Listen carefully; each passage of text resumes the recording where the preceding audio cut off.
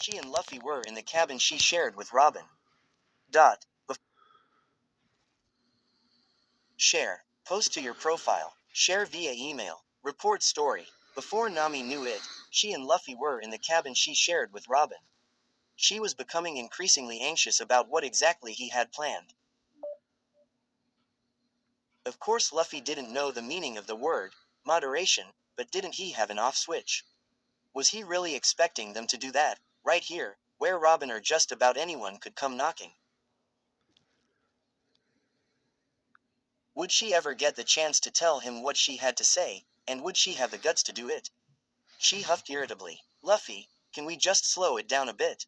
You may not have limits, but I do. Close your eyes, Nami. She looked at his face with that mischievous grin, which at this particular moment she wasn't sure she liked the look of. Why? She said warily. It's a surprise. Trust me, you'll love it. She sighed, still not convinced she liked where this was going, but it's not like he would force himself on me, right? She tried to reassure herself. Reluctantly, she closed her eyes. Soon she felt the gentle weight of something like a thin knotted cord attached to something else fall around her neck. Open your eyes, Luffy said reassuringly. Nami did so and looked down. She was now wearing a small jade pendant. It was beautiful. It's sort of a going away present, and also a good luck charm. That's what the people around here say anyway. It cost a few berry, but most of that I swiped from Snakehead's treasure hoard. I figured giving gifts to my girlfriend is the right thing to do, especially since this will be our first voyage as a couple.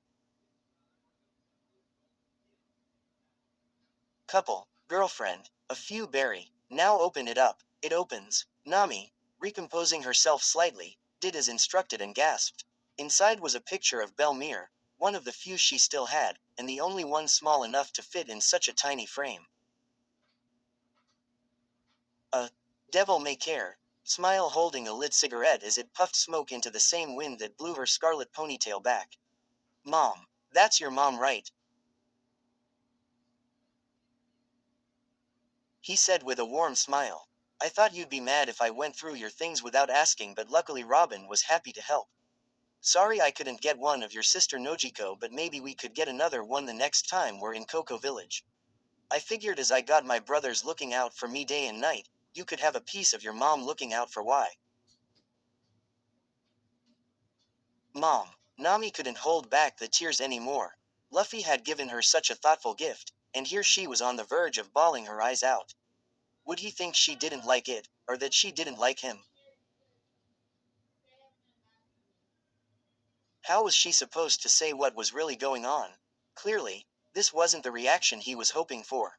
Hey, Nami, it's okay, please don't cry. If you don't like it, I'll take it back. It'll be fine.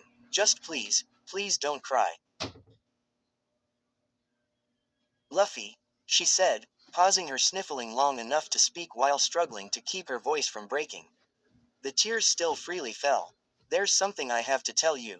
Something I've meant to tell you for a few nights now. Luffy tensed, apparently sensing that her present condition was somehow connected to that. A pit of guilt sank in his usually bottomless stomach. Nami, did I do something, on those nights we had? Did I make you sick? Or, did I hurt you? Nami blinked her streaming eyes, seeing his guilt-ridden face, tried to find words to reassure him and failing, resorted to gently shaking her head. No. Nothing like that. She finally replied in a small voice, but, it is something, inside me. She slowly put her right hand to her belly. Luffy, being Luffy, could only interpret this gesture as one thing. Do you have cramps? I thought what Sanji gave you looked weird. Did he even once look at what He was scarfing down?